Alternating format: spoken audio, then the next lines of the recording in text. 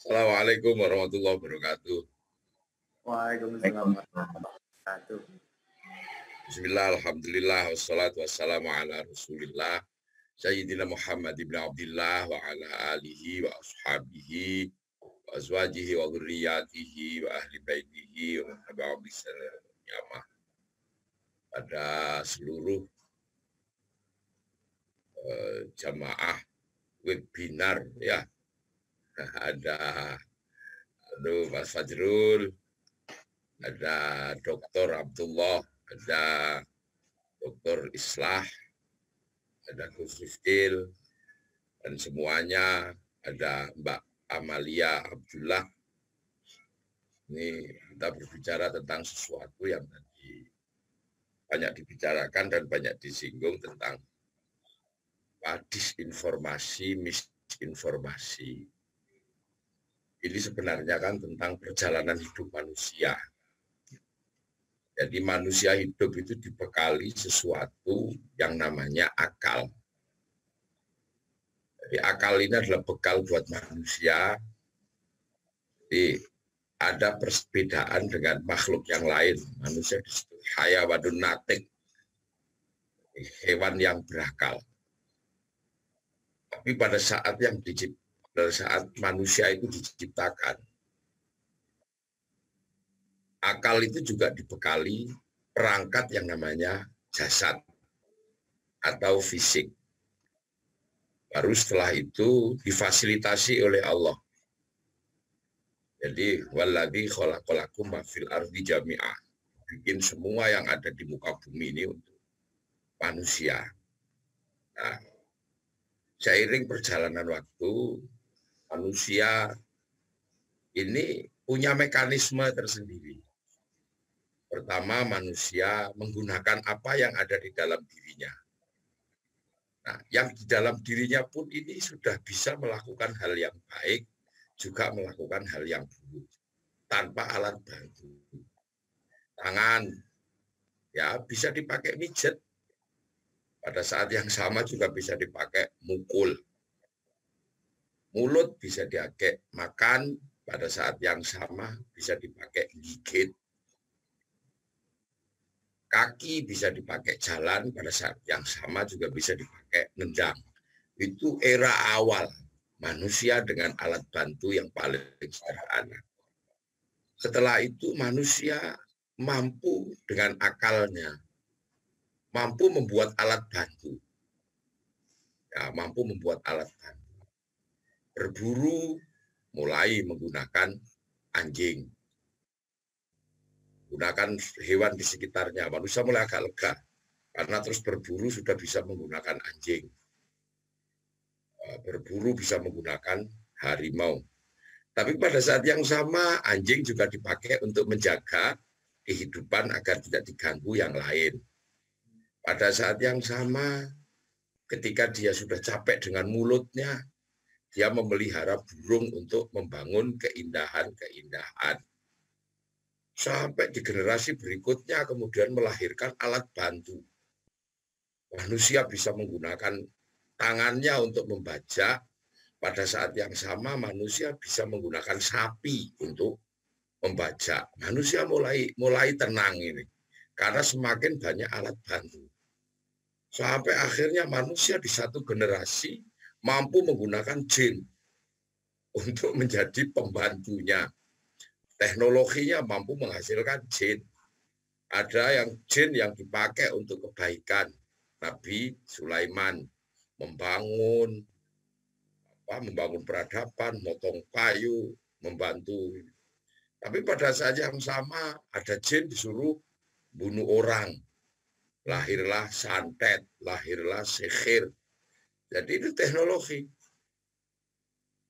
Dan manusia punya alat bantu. Jin dipakai yang baik. Ya misalnya suruh cari sumber air. Jin disuruh cari buah-buahan. Tapi juga ada jin yang disuruh mencuri. Namanya tuyul. Ya, jadi manusia itu pada titik berikutnya dengan akalnya mampu membangun alat bantu untuk dirinya. Nah, sampai di satu ketika manusia mampu membuat alat bantu yang namanya obat untuk mengobati rasa sakitnya. Menemukan zat-zat terbaik ada di dalam tumbuhan. Tapi pada saat yang sama selain untuk kesembuhan, zat di dalam tumbuhan bisa dipakai untuk meracuni orang dan seterusnya. Nah, sampailah kemudian di era yang sekarang dinamakan era milenial 4.0. Manusia menemukan sebuah alat bantu kehidupan yang namanya dunia maya. Ini alat bantu terbaru. Jadi manusia tidak perlu kemana-mana cari orang, dibantu oleh Facebook. Manusia nggak perlu kemana-mana nyari teman, dibantu oleh WhatsApp. Manusia tidak perlu kemana-mana minta maaf, cukup kirim ucapan mohon maaf lahir dan batin. Manusia nggak perlu kemana-mana. Dulu manusia harus datang ke kantor pos untuk menulis surat. Sekarang mengatakan cinta dibantu oleh internet. Jadi tapi pada saat yang sama, ketika satu dunia maya ini mencari kekasih, pada saat yang sama dunia juga bisa dipakai untuk menghancurkan rumah tangga orang karena berniat mau mengambil pasangan yang lain. Dan itu seterusnya. Jadi ini adalah perkembangan manusia. Khalaqalakum ma fil ardi jami'ah. Aku bikin kalian semua adalah untuk manusia lah. Sekarang yang tadi kita bicarakan itu kan tentang disinformasi media, tentang hoax. Tapi pada saat yang sama saya juga mengajarkan kebaikan banyak menggunakan internet. Jadi ini adalah situasi yang memang harus terjadi di zaman ini. Jadi tidak usah ragu, tidak usah khawatir. Kita terus saja berbuat baik menggunakan internet itu yang baik. Yang boleh menggasak pelaku-pelaku hoax itu adalah yang secara konstitusional diberikan izin.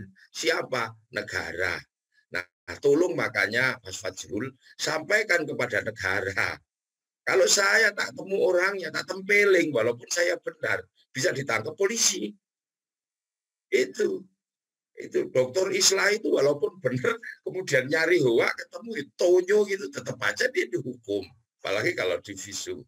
Nah, dalam situasi ini sebenarnya adalah peran negara. Dulu saya pernah agak sedikit lega, ya. Jadi negara ini memfasilitasi kehidupan masyarakat agar menjadi semakin lebih baik. Jadi wasitnya beda-beda. Ketika sama manusia satu keluarga diwasiti orang tua. Ketika manusia masih beberapa suku diwasiti oleh kepala suku. Ketika manusia mensepakati terbentuknya bangsa dan negara, wasitnya adalah negara. Nah, kita waktu itu memilih Presiden Jokowi adalah untuk menjadi wasit dari beberapa bangsa, beberapa suku yang bersatu dalam satu negara kesatuan Republik Indonesia. Makanya negara punya hak itu. Nah, dulu saya agak senang ketika tol udara itu sudah sempat dibicarakan oleh Bapak Presiden. Tol udara adalah cara untuk membatasi permainan lintas negara. Karena hari ini lintas negara tidak dibatasi oleh nation state. Kalau barang masuk lewat kapal masih dibatasi oleh nation state, masih harus lewat Selat Malaka. Bergeser ke Mempawah, ributnya luar biasa. Thailand nggak mau ditinggal, dia bikin terusan kera. Masih bisa enak. Orang lewat darat masih dibatasi oleh tol darat. Jadi harus punya kartu tol kalau masuk. Ini masalahnya adalah tol udara. Nah, tol udara ini harus cepatnya dibangun. Enak sekali kalau tol udara ini nggak cepat dibangun. Imperialisme bisa dihentikan dengan terbentuknya nation state. Tapi resources negara sekarang bisa diambil orang tanpa ada batas teritori nation state. Ini kan mesti dipikirkan oleh Bapak Presiden dan oleh Mas Fajrul sebagai jubir presiden. Ini harus diurus. Kan gitu. Dulu semua lintas udara itu masih menggunakan SKSD, satelit komunikasi, sistem komunikasi satelit domestik. Sekarang kayaknya udah enggak ada lagi tol udara.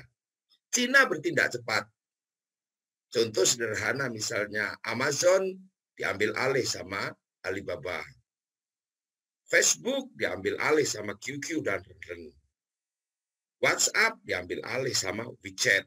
Seandainya Indonesia memiliki itu, maka kemudian yang namanya hua-hua, yang namanya hue-hue ini orang bisa dengan mudah dikontrol. Gitu lah. Ini kan menjadi pembicaraan besar. Sekarang yang diambil oleh WhatsApp itu tanpa harus melalui pajak negara itu berapa setiap bulan? Yang diambil alih oleh Zoom. Dalam setiap kita melakukan kegiatan ini, berapa triliun diambil tanpa adanya melewati batas nation state. Ini yang mesti harus difikirkan. Dan itu biayanya gede. Biayanya gede. Jadi sebenarnya sekarang dalam situasi seperti ini, kita akan selalu menjadi, Dr. Islah, kita ini akan jadi orang-orang partikelir. Kenapa? Karena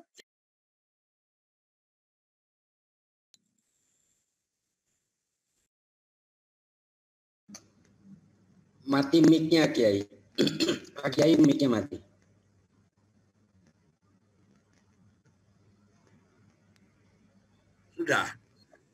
Sudah, sampun Kiai. Ya. Sampun. Ya, dulu ketika melewati nation state Belanda dihadang sama kerajaan di Nusantara karena mereka datangnya pakai kapal. Nah, sekutu datang melewati nation state dihadang sama anak-anak Surabaya karena lewat darat laut. Itu. Portugis mau masuk ke Nusantara dihadang sama pasukan dari Raden Fatah. Mongolia datang ke Indonesia dihadang oleh ekspedisi Pamalayu. Nah, investor mau datang masih bisa dihadang oleh yang namanya Departemen Perdagangan. Pertanyaannya sekarang adalah siapa yang mau menghadang pergerakan dunia maya yang tidak bisa dikontrol? Kenapa tiba-tiba kemudian kita tidak melakukan upaya-upaya dengan sangat berani? Terlepas dari apapun yang terjadi, mungkin pemasukan juga akan berkurang. Jadi sesungguhnya hari ini kan alat bantu manusia yang bisa bergerak ke kiri dan ke kanan, yang bisa dimainkan oleh ashabul yamin atau dimainkan oleh ashabul yasar. Gitu. Jadi kiri dan kanan sedang berada dalam situasi yang bergerak lewat jalur udara, bukan lewat darat, bukan lewat laut, tapi lewat udara. Apakah ini obatnya antimo? Untuk menghindari mabuk darat, laut, dan udara. Itulah. Nah dulu gitu. Makanya ini persoalannya adalah regulasi apa yang harus dipakai untuk bikin tol udara. Gitu. Tol laut sudah insya Allah Presiden berani. Saya akui ketika berani mengalihkan kapal lewat Mempawah, Singapura, Malaysia ngamuk-ngamuk itu. Itu bagus sudah. Coba kalau 10 kapal lagi lewat ini. Dulu pemerintah zaman Pak Harto mau bikin Batam agar kemudian pasar tidak melewati Selat Malaka, tapi direct langsung dari Batam masuk ke Jakarta. Tapi akhirnya perusahaan-perusahaan besar hengkang karena gerakan buruh. Sekarang masalahnya kita mau membatasi finance Indonesia juga berat. Karena apa? Inggris memperbolehkan Malaysia dan Singapura menggunakan 1 jam lebih awal dari jam Jakarta. Sehingga bursa efeknya buka 1 jam lebih awal daripada bursa Jakarta. Ini kan problem-problem serius yang harus ditangani oleh negara. Dan masyarakat kadang nggak mau tahu. Karena masyarakat kita udah terbiasa dengan beritahu secuil, kemudian gayanya sudah tahu banyak. Karena apa? Ini lompatan teknologi yang sangat cepat. Jadi milenial ini adalah lompatan teknologi yang sangat cepat. Sudah tahu bahwa ketika ada kesalahan undang-undang, itu penyelesaiannya di Mahkamah Konstitusi. Bukan lagi di demonstrasi, karena kita sudah punya sistem Mahkamah Konstitusi. Ini namanya naik motor, kesadarannya jalan kaki. Jadi sudah naik motor, ada lampu sen kiri kanannya, ketika nyebrang masih pakai tangan, ketawil-ketawil. Gitu, karena ini kesadarannya. Mestinya begitu. Ini kan butuh kesadaran panjang. Nah itu, jadi ini kesadaran bernegara kita memang pelan-pelan harus dididik. Sebenarnya sih nggak terlalu. Kalau dilihat dari proses peradaban, dibakar 1-2 itu juga ini aja. Anggap itu gudikan terus dikukur-kukur gitu aja. Tapi yang menjadi masalah, saya khawatirnya adalah buruh ini akan jadi korban. Itu karena nanti kalau perusahaan sekarang di era corona masih mau buka, itu aja udah pusingnya luar biasa untuk gaji karyawan. Kalau mereka tiba-tiba mogok, nggak mau nutup lagi usahanya, yang buru-buru juga yang akan. Nah inilah maka kemudian negara harus punya keberanian sikap. Ya, hoa produsen hoa itu ya harus diambil alih oleh negara. Seandainya saya presiden ya, saya udah tutup semua itu. Nah, kalau seandainya saya presidennya, tapi nggak ada yang milih sayangnya. Tapi apa belum waktunya kayaknya. Ya kalau saya presidennya, saya ambil alih itu semua media. Karena hari ini, kalau dulu teritori itu dijaga oleh perbatasan. Sekarang tol udara yang paling berbahaya, tidak ada yang jaga. Ini yang harus kita lakukan. Hari ini orang sudah tidak ada yang memahami kepatutan dan kepantasan dirinya. Jadi, memahami kepatutan dan kepantasan dirinya. Ini sudah jarang yang memahami, atau bahasa gampangnya, orang sudah sulit memahami pangkatnya apa dalam hidup ini. Sehingga orang merasa harus semuanya tahu. Ibu rumah tangga yang kebutuhannya nyusuin anak, tiba-tiba harus merasa harus tahu tentang kebijakan Presiden Trump.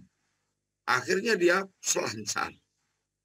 Bakul sayur aja. Kebutuhannya adalah jual sayur ke pasar. Tapi perasaannya seperti anggota DPR. Sehingga nge-share urusan DPR. Jadi hari ini sebenarnya ada orang-orang yang karena difasilitasi oleh media, dia tidak kelihatan, dia tidak nampak, bisa pakai nama samaran. Sehingga kadang ada, saya tuh pernah kok ketemu. Jadi dia selalu nge-share tentang bagaimana hidup menjadi kaya. Itu hobinya nge-share hidup menjadi kaya. Saya pikir dia ini entrepreneur. Nggak taunya begitu datang ke rumah, dia ini seorang cleaning service. Jadi heran juga saya. Ada juga pernah. Orang ini selalu nge-share tentang bagaimana berfikih yang baik, bagaimana bersyariat yang baik. Nah, ini sampai menjadi satu orang ini saya ikuti terus. Akhirnya kemudian saya suruh ngecek. Ternyata orang ini nggak ada hubungannya apa-apa dengan gerakan fikih, dengan gerakan syar'i. Kenapa? Ya, pekerjaan kesehari-hariannya adalah tukang gali kabel. Nah, ini yang hari ini orang bisa bersembunyi. Makanya butuh kita apa sih dengan media? Kalau butuh kita bagaimana masak yang enak buat suami, ya sudah, kita tutorial masak gulai. Itu aja. Nah ini kan semua orang semuanya pengen ngerti. Seolah-olah semuanya harus dikuasai, semuanya harus bisa. Kalau dalam bahasa humornya begini. Seorang yang setiap hari itu sopir ya, masinis. Seorang masinis, dia sudah paling hafal lah dengan jalan itu. Dia selalu setiap hari lewat jalan itu. Tiba-tiba jam 10 pagi ada ibu-ibu penjual gado-gado. Karena gado-gadonya habis, maka celemeknya dikibar-kibarkan. Karena celemeknya dikibar-kibarkan kebetulan warna merah. Nah, tahu-tahu tiba-tiba dia ngerem dadak. Nah, ada apa, Bu? Enggak ada apa-apa, Pak. Tinggal kubis. Nah, itu nanti bisa terjadi. Coba kita akan mengalami sesuatu yang lucu-lucu nanti di dalam dunia media ini. Makanya orang bermedia itu adalah orang yang harus sadar apa sih butuh kita terhadap media. Kalau mencari teman, ya carilah teman. Kalau kita mau belajar wudhu, ya belajar wudhu. Tapi gak usah kemudian kita ini sudah ahli ini, ahli ini. Saya punya pengalaman. Kalau tadi Gus Islah ini paling hobi dibully, kayaknya nggak ada deh yang melebihi bulian terhadap saya. Sama, apakah kemudian orang mengikuti semua? Ya enggak, cuplian gitu. Nah, inilah kehidupan kita hari ini. Tapi insya Allah, kalau kita getol deh ini, ya kayak Gus Islah, Gus Abdullah ini, Gus Irindra, Gus Rifkil ini, memfasilitasi terus pergerakan media. Jadi NUisme ini sebarin terus saja. Sampai kemudian orang muntah juga dengan kebenaran. Karena kita ini hari ini yang paling berat. Ini kan sebenarnya ada yang namanya antara kebutuhan dan pasar itu nggak nyambung. Gitulah. Ada kebutuhan dan pasar nggak nyambung. Jadi kita ini overload apa saja. Nah, kita bermedia adalah harus sadar butuh kita apa sih. Tidak harus kemudian kita ini kalau pangkatnya IPENU ya bahas IPENU, nggak usah bahas PBNU. Kalau pangkatnya RT ya nggak usahlah bahas KSP, apalagi jubir presiden. Nggak pada kelasnya lah. Itu biar urusannya jubir presiden. Kalau urusannya presiden ya biar diurus presiden. Kita ini kan dengan seolah-olah bermedia itu mau semuanya tahu. Nah, itulah mungkin bisa saya sampaikan. Semoga ada manfaatnya. Ternuhun. Mbak Amelia izin menambahkan sebentar. Mbak, boleh mungkin sedikit saja ya. Iya. Mohon maaf sebelumnya saya ingin menambahkan. Jadi banyak sekali ya tokoh-tokoh agama itu justru malah yang menjual, bukan menjual ya bahasanya itu, kayak menjual agama gitu. Demi apa? Demi ya menambah rating gitu di akun YouTube dan di sosial media gitu. Jadi padahal dia pure bukan ustadz, bukan keturunan dari kiai-kiai. Justru malah dia itu seolah-olah menjelma menjadi kiai, terus dia sering membid'ahkan. Nah, itu membuat para penonton yang pengguna sosial media atau YouTube itu malah tergiur masuk gitu dengan pemikirannya yang tersebut. Itu gimana tuh memerangi orang-orang yang seperti itu? Apalagi di dunia media atau Instagram gitu kan sangat banyak banget yang ada yang baru pakai cadar, mohon maaf, ada yang pakai cadar, aurat ini, nah membahas masalah aurat. Ada yang baru dia taubat, misalnya, dia malah justru membidah-bidahkan. Itu bagaimana tuh? Mohon maaf. Mohon dipencerahannya sedikit. Terima kasih. Coba saya bantu pencerahannya. Kalau mau cerah, nggak tahu cerah apa enggak, saya bantu. Jadi di pesantren, di dunia santri, kelengkapan keagamaan itu masih utuh, masih penuh. Jadi disiplin ilmu-ilmu besar masih dikaji oleh santri dan kiai. Di pesantren ilmu tasawuf masih ada, ilmu fikih masih ada, kemudian ilmu kalam masih ada. Makanya hoa-hoa itu tidak terlalu banyak terjadi di kalangan pesantren. Dan kiai tidak perlu bikin hoa-hoa. Pertama, setiap ada masalah, pesantren pasti punya jawaban. Pesantren pasti mampu menjawab. Karena apa? Jadi antara kebutuhan yang tadi saya sebut, antara kebutuhan dan sumber daya, itu masih utuh. Mau berbicara agama model apa? Kalau dengan santri, lengkap. Nah, di satu sisi ada kelompok-kelompok yang mulai semangat belajar agama. Ghirrohnya gede. Nah, ghirroh yang besar ini tidak diikuti dengan apa? Dengan potensi yang ada. jumlah kiainya nggak banyak. Karena apa? Kehidupan mereka selama ini jauh dari tradisi santri, kajiannya kajian di luar kajian agama. Begitu semangat beragama gede dan media memberikan ruang bebas dari jalan Tuhan sampai jalan setan tersedia, makanya karena tidak imbang lahirlah yang namanya pasar gelap agama. Ini yang mungkin kita akan sebut sebagai black market religion. Pasar gelap agama. Kenapa? Karena antara kebutuhan dan sumber daya tidak imbang, melahirkan pasar gelap ustadz, pasar gelap hukum. Ya, itulah yang akan kita dalami. Tapi nggak usah khawatir, yang namanya hadis maudhu atau hadis palsu lama-lama juga akan hilang. Yang penting kita berdoa. Dan jangan lupa dunia ini ada yang punya. Siapa yang punya? Allah yang punya. Maka ketika kita tidak sanggup lagi mengikuti ini apa sih? Kita pasrahkan kembali kepada Allah. Karena kalau kita yang disuruh pergi, kita pasti nggak mau. Itu kan? Apa kamu pergi dulu? Aku udah nggak kuat hidup di dunia. Berat sekali. Terus dijawab sama Tuhan, apa pengen pulang sekarang? Juga pasti kita nggak mau. Makanya kalau ada sesuatu, kita serahkan kembali kepada Allah. Pasar gelap agama ini juga akan menjadi sesuatu yang sangat serius. Tapi nggak lama kok situasi seperti ini. Apalagi kalau dunia nanti sudah bergeser. Ini kan frame-frame yang masih frame-frame Amerika yang masih kuat. Kalau frame Cina nanti yang bergerak, lebih cerita-cerita black market agama itu juga akan hilang. Itu karena masyarakat Cina ini kan hebat. Tuhan kok melarang judi, dia bikin dewa judi. Tuhan melarang mabuk, dia bikin dewa mabuk.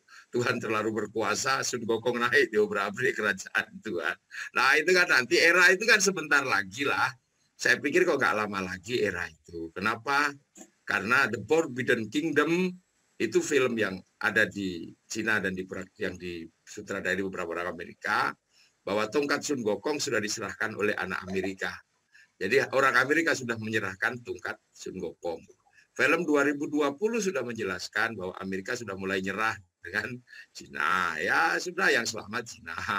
Nah, ini kan sejarah dunia akan berulang. Nah, nanti akan kapan Indonesia dan Nusantara ini akan menjadi raja di seluruh dunia. Itu pasti terjadi, teori siklus itu ada.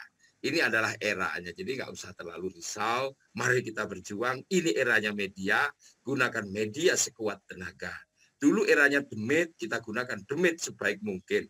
Maka kemudian lahirlah ilmu putih, ada ilmu hitam. Nah sekarang media putih, kita gunakan untuk melawan media hitam. Itu aja.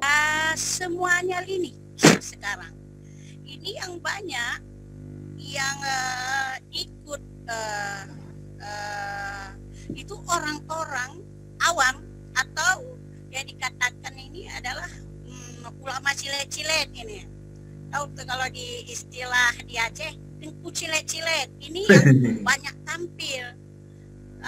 Ini yang perlu kita di media adalah tengku-tengku atau ulama-ulama yang benar-benar mengetahui itu harus banyak yang tampil di media. Harus banyak kasih penyejuk di media. Tapi ini di YouTube, di Facebook, semuanya itu dikuasai oleh yang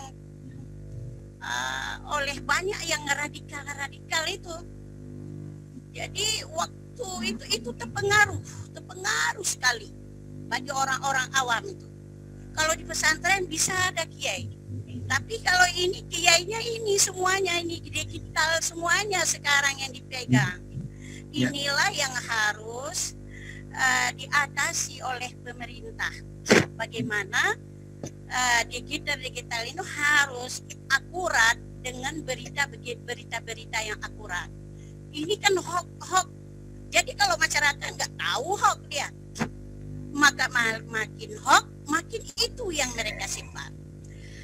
Itu caranya yang dari kita misalnya pimpinan pesantren di pesantren, tapi ini yang ada di perguruan tinggi, malah perguruan tinggi inilah yang banyak menyebar lagi hoax-hoax lembaga-lembaga yang sudah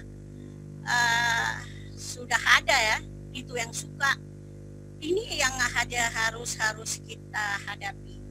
Mungkin begitu, saya perlu sekali masukan-masukan dari kiai-kiai yang di ini dia pematri-pematri yang hebat. Nah, saya berterima kasih kepada Ibu Amelia tadi sore dia WA, saya buka ini. Demikian, Assalamualaikum warahmatullahi wabarakatuh. Salam warahmatullahi wabarakatuh. Warahmatullahi wabarakatuh. Tak tanggapi ya, Monggo. Pak Amelia ya. Monggo Pak Kiai. Ya, ini juga terkait dengan ini Bu Umi. Salam untuk keluarga besar Aceh. Sehat-sehat selalu. Sehat, alhamdulillah. Jadi gini, jadi ini juga alat bantu manusia. Jadi perkembangan alat bantu manusia untuk mencari ilmu.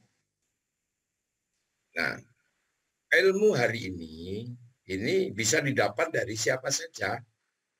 Terutama karena ada kiai yang hebat namanya Kiai Google.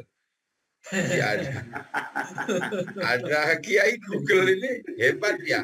Dia tahu jalan Tuhan, juga tahu jalan setan. Ditanya jalan ke masjid dia jawab, ditanya jalan ke WC dia jawab, ditanya ke jalan tempat perjudian dia juga jawab.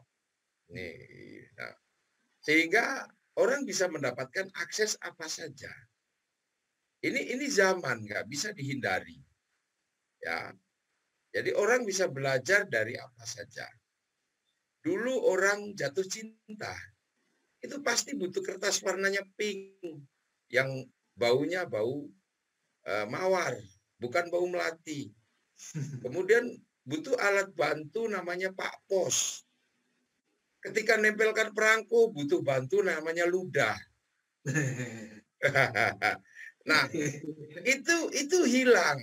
Bahkan institusi sebesar pos itu bisa hilang. Kenapa? Karena manusia sudah mendapatkan sebuah jarak yang sangat pendek untuk menyatakan cinta. Gitu. Dulu orang butuh rembulan untuk melakukan pertemuan pacaran di bawah sinar rembulan. Sehingga rayuannya, wajahmu seperti purnama. Engkau seperti purnama bulan ke-13, tanggal ke-13. Sekarang purnama sudah diganti sama listrik. Makanya rayuannya, Dek, kalau pulang nanti jangan lewat selatan, kita lewat utara. Untuk apa, Bang? Agar aku bisa mengutarakan hatiku. Nah, itu kan dunia baru. Luar biasa. Romantis. Sehingga institusi besar sebesar postel itu bisa hilang sekarang. Ya, ya. Bisa hilang. Coba nanti sebentar lagi orang juga akan kehilangan institusi besar yang namanya supermarket. Kenapa orang sekarang bisa belanja online? Nah, kemudian sekarang institusi pendidikan ini dipertaruhkan. Karena apa? Orang bisa belajar daring. Ini enggak lama lagi sekolahan-sekolahan dengan gedung-gedung bertingkat dan tinggi-tinggi. Saya kok enggak jamin itu. Itu paling 20 tahun lagi sudah hilang. Nah, sekarang yang dipertaruhkan adalah cara belajar agama seperti yang dilakukan oleh para ulama menggunakan pesantren. Ini juga dipertaruhkan. Karena orang sekarang bisa belajar agama melalui handphone karena ada smartphone. Cuman masalahnya satu, dalam urusan agama, cara pembelajaran untuk menjadi seorang yang alim itu ada rumusnya. Rumusnya apa? Innama yakhshallaha min ibadihil ulama. Jadi hanya orang-orang yang takut kepada Allah yang disebut ulama. Jadi manusia, bukan kemudian sapi juga ulama, tikus juga ulama, bukan yang itu, bukan. Jadi hanya orang-orang yang takut kepada Allah yang disebut ulama. Nah, takut kepada Allah itulah yang menjadi kontrol bagi ulama. Makanya sebelum menjadi seorang ulama, ada mekanisme membuat orang mengenal Allah, membangun konsep yakhshallah. Nah, metodologi untuk mengajarkan yakhshallah itu takut kepada Allah itu hanya ada dan bisa dilakukan di pesantren. Jadi pesantren itu adalah ruang untuk melakukan pendidikan, bagaimana membangun kontrol bagi orang yang punya ilmu. Dan itu nggak bisa digantikan. Ngaji di depan guru pasti melahirkan akhlak. Tapi kalau ngaji di depan smartphone bisa sambil duduk di atas WC. Artinya tidak ada akhlaknya. Mendapatkan ilmu tidak dengan kesabaran. Kalau di pesantren nggak usah diajari sabar, pasti sabar. Gudiken menghasilkan kesabaran sambil kukur-kukur. Ya kan? Rindu pada orang tua pasti menghasilkan kesabaran. Itu simpaknya hilang, diambil temannya, sabar. Pasta giginya hilang, sabar. Duitnya diambil temannya, sabar, ikhlas. Enak-enak tidur dibangunin. Lagi ngantuk ditempeleng sama gurunya. Artinya apa? Sebuah konsep kehidupan yang sangat kompleks itu bisa dihadirkan oleh sistem pesantren di mana seorang dicetak menjadi ulama berada pada ruang metodologi dan mekanisme kontrol. Nah, kalau sudah itu terjadi pembentukan karakter di pesantren, rindu, sabar, ikhlas, punya teman berbeda-beda, penuh situasi egaliter, inilah yang akan menghasilkan seorang ulama akan punya mas'ul, punya kontrol. Sehingga dalam bahasa agama, ulamanya ma'rifat. Gitu loh, Gus Iswaya, Gus Abdullah, ini ulamanya ma'rifat, Gus Rifkir. Nah, kalau tidak ada yakhsyallah, ulamanya ini nakiro. Kan gitu. Yang dalam bahasa agama nakiro itu tidak bisa jadi mubtada. Nggak bisa jadi pemimpin. Karena mubtada itu harus ma'rifat. Nah sekarang ini banyak sekali ulama-ulama nakiro. Karena pembelajarannya tidak melalui konsep yakhsyallah. Gitu loh. Langsung browsing. Sambil bisa browsing. Lama-lama makanya kemudian dia tidak takut siapapun. Tidak punya guru. Jadi tidak ada yang ditakuti. Gitu. Dia paling takut kalau nggak punya kuota. Paling Iya takut kan? kalau Paling habis takut. pulsa ya. Kalau habis pulsa. Sementara negara tidak menjamin pulsa. Makanya dia cari pulsa di tempat lain. Kan gitu. Nah, inilah problem-problem besar. Makanya untuk mendapatkan ilmu itu ada sebuah konsep yang nggak bisa digantikan. Dan konsep yang nggak bisa digantikan dan sudah teruji ini adalah pondok pesantren, gitu loh, ditempilingi, dicewer gurunya, apa itu loh bumi. Makanya kenapa sekarang penjenengan melihat ini kok dunia semakin gaduh, banyak orang berilmu, tapi tidak punya mas'ul, nggak punya mekanisme kontrol diri. Kenapa? Proses pembelajarannya tidak berangkat dari sesuatu metodologi dasar untuk dikenalkan kepada Allah. Artinya apa? Ilmu itu tidak berjalan bersama Allah. Karena orang yang sabar di pesantren, di jita, di apa, itu akan jalan bareng sama Allah. Innallaha ma'as-sabirin. Ini kan sebuah konsep panjang. Nah ini yang nggak bisa digantikan. Nah, maka kalau itu begitu digantikan, nggak bisa. Ini mereka nggak punya ilah hadrati, ilah ruhi, nggak punya. Karena mereka tidak ini. Nah dalam agama ini kan dari awal Rasulullah. Nah Rasulullah ini kemudian meninggal. Sosiologi, antropologi dan tokohnya berubah. Sahabat. Teritorinya berubah Persia. Generasi sahabat meninggal ganti tabi'in. Ilmunya berkurang karena meninggal. Maka kemudian yang pinter tidak banyak. Maka kemudian karena yang pinter gak banyak, yang mengumpulkan ilmunya orang pinter-pinter dinamakan mujtahid, menghasilkan ilmu yang namanya ilmu madhab. Bagi yang kurang ilmu ikut madhab.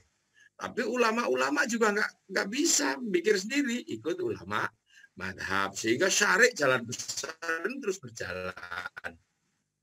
Lantas bagaimana yang kehabisan ilmu di tengah jalan? Karena bodoh, karena apa? Ya sudah, itu namanya taklid, ikut. Ya sudah, ibarat orang nggak punya sangu, nggak punya bekal di tengah jalan, ya numpang truk, gratisan. Nah itulah taklid. Taklid itu ya sudah. Nah, ada beberapa kelompok yang tidak sadar sosiologi dan antropologi. Kesadaran ruang dan waktunya hilang. Kesadaran ahli sunnah wal jamaahnya nggak ada. Kesadarannya hanya hidup di zaman Rasul. Hidup di zaman 2000, era demokrasi, membayangkan khilafah. Hidup di zaman milenial, tentang hidup bersama perbankan, bayangkan bank riba. Hidup bersama kehidupan modern, perempuan harus mengangkat derajat negaranya. Karena almar atau imatul bilad, perempuan diundurkan lagi ke zaman berburu dan meramu. Lah ya susah. Ini kan kesadaran-kesadaran yang tidak ini. Nah, begitu kesadaran ini tidak dimiliki, maka kemudian orang tidak mau bermadhab. Orang tidak mau taklid. Padahal dia hidup di zaman madhab, hidup di zaman taklid. Sehingga terjadi missing link, ada rantai-rantai yang hilang. Sehingga syariat yang harusnya berjalan terus sampai di akhir zaman, diikuti bagi yang pinter bermadhab, yang tidak pinter taklid. Nah, taklid itu dalam bahasa Jawa, Bu Umi yang Aceh, itu namanya gandulan sarunge kiai. Kenapa disebut gandulan sarunge kiai? Karena gandulan itu berpegangan, sarung itu sebenarnya adalah bahasa Arab. Dulu Rasulullah berjubah. Orang Indonesia pengen pakai jubah, nggak bisa karena harus ke sawah, harus ke ladang, penuh lumpur. Maka jubah itu sebagai baju syar'i dipotong. Potongan jubah baju syar'i namanya syar'un. Orang Jawa nggak punya huruf ain, punyanya monggo potongo. Maka syar'un menjadi sarung. Saruan jadi sarungan. Jadi gandolan sarungnya kiai, gandolan syariat bersama kiai. Lo itu enaknya santri. Nah, orang yang tidak punya kesadaran ruang dan waktu ini, tiba-tiba mundur. Mundur kembali ke zaman Rasul. Sampean bisa bayangkan, tol itu lurus jalan ke depan, tiba-tiba ada yang mundur, ya pasti tabrakan, ada yang balik arah, balik kembali ke zaman Rasul. Makanya orang-orang yang kembali ini selalu bikin masalah karena tabrakan dengan sawadil a'lam, tabrakan dengan sebagian besar kaum muslimin. Maka enak ikut santri, kalau ilmunya kurang taklid. Di kampung-kampung mana ada orang tahu dalilnya sholat, tapi mau sholat, itu namanya taklid. Di kampung-kampung mana ada orang tahu dalilnya haji, tapi mau nabung pergi haji, itu namanya taklid. Nah, tapi mereka dibilang, aku nggak taklid, aku ikut Rasul. Iya, tapi kamu kan nggak ketemu Rasul. Makanya kami di daerah santri biasanya selalu diingatkan, kamu ini generasinya ulama. Karena kamu generasinya ulama, maka ikutlah ulama. Nah, organisasi ulama itu namanya Nahdlatul Ulama. Kita ikut Kiai Hashim Asy'ari, ikut Kiai Asy'ari, ikut Kiai Soleh, ikut Kiai Khairon. Kemudian di atasnya lagi ikut Kiai Abdul Wahid, muridnya Kiai Abdul Halim. Ya Abdul Halim muridnya Kiai Sufyan. Kiai Sufyan muridnya Kiai Jabbar. Kiai Jabbar muridnya Kiai Abdul Halim. Mbah Abdurrahman Lasam, muridnya Mbah Abdul Halim Pangeran Benowo, muridnya Mbah Cokrojoyo Sunan Geseng, muridnya Sunan Kalijaga, murid Sunan Ampel, murid Sunan Bonang, Mbah Bonang murid Sunan Ampel, murid Sunan Mbah Ampel murid Mbah Ibrahim Asmorokodi, murid Syekh Jumatil Kubro, murid Syed Muhammad, murid Syed Ahmad Jalaluddin, murid Syed Abdul Malik, murid Syed Alawi Amil Faqih, ikut Syed Ahmad Sohib Mirbat, ikut Syed Ali Khalid Qasam, ikut Syed Alwi, ikut Syed Muhammad, ikut Syed Alwi, ikut Syed Ubaidillah, ikut Syed Ahmad Al-Muhajir, ikut Syed Aisyah An-Naqib, ikut Syed Ubaidillah, ikut Syed Muhammad, ikut Syed Ali Uraidi, ikut Syed Ja'far Shadiq, ikut Syed Bakir, ikut Syed Ali Zainal Abidin, ikut Sayyidina Hasan Husain, ikut Sayyidina Ali, ikut Rasulullah Muhammad Sallallahu Alaihi Wasallam. Nah, ini selamat kalau kayak begitu. Maka ilah hadrati wa ilah ruhi wa ilah hadrati wa ilah ruhi wa ilah hadrati wa ilah ruhi. Maka kemudian karena kita ini orang-orang belakang, jangan lupakan orang dahulu.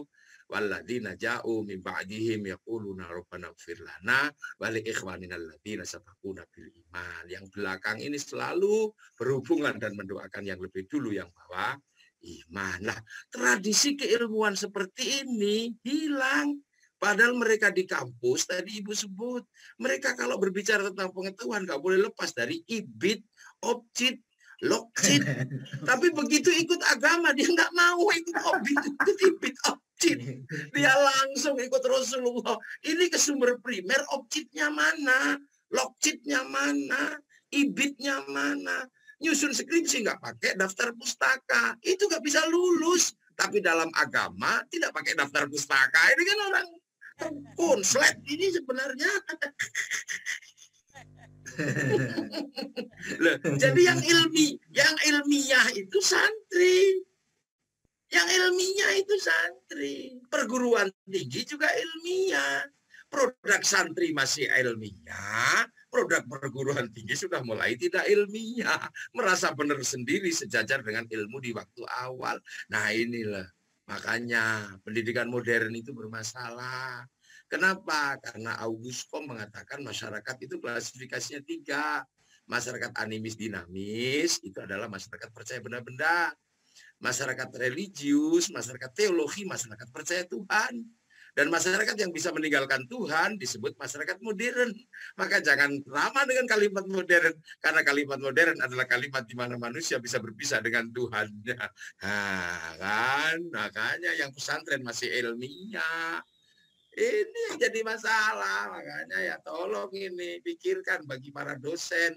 Lulusannya sudah mulai tidak ilmiah karena melanggar opcit, melanggar lokcit. Nah inilah. Mungkin itu yang bisa saya sampaikan karena saya harus banyak ngurus tamu. Ya tamunya tak tinggal. Mohon maaf saya sekaligus undur diri pamit. Pak Mas Fajrul, salam. Terima kasih banyak Gus Muafi. Alhamdulillah. Senang mendengar tausiahnya, senang banget. Terima kasih banyak Pak Yai. Loksit. Bisa doanya sedikit Pak Yai. Ya, saya doakan semua berbahagia. Amin. Semua baik-baik saja. Amin. Dalam lindungan dan barokah Allah. Amin. Al-Fatihah. Iya, kena audin. Iya, kena audin. Iya, kena audin. Amin. Ya, semoga semua dalam ridha Allah. Assalamualaikum warahmatullahi wabarakatuh. Allahumma shalli ala sayyidina Muhammad. Waalaikumsalam warahmatullahi wabarakatuh. Waalaikumsalam.